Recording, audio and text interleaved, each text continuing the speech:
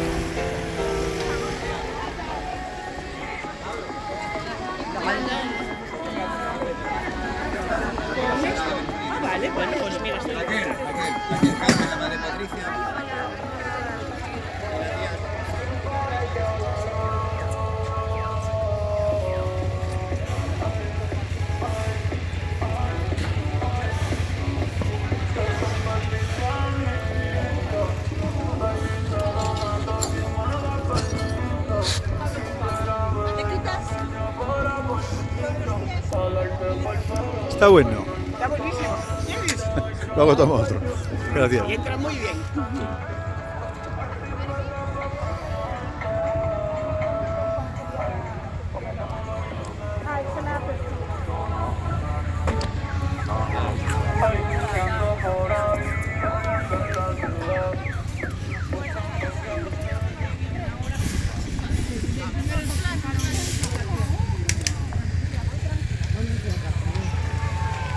¿Qué es AEFAC? Es la asociación que agrupa familias de personas con ataxia telangiectasia. Aquellos pertenecientes ao mesmo Concello de Lagos de la Fede ou Ferrol, así que achegadevos o podio en categoría femenina. Elena Peñas González en tercera posición, segunda Belén Nieto Rodríguez, en primera Guadalupe Rubio Fernández. La categoría masculina, tercera posición para Mohamed Cassini, segundo Marco Ruiz, y primero Jonathan Fernández Ríos.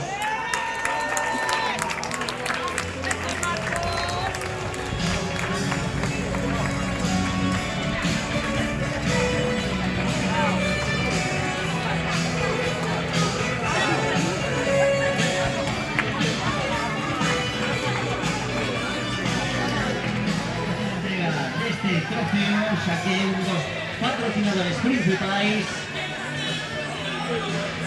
da carreira. En primeira, Guadalupe Rubio Fernández.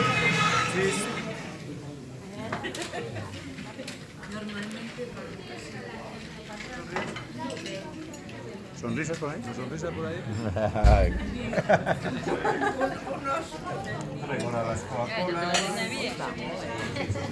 Para que no le tiras.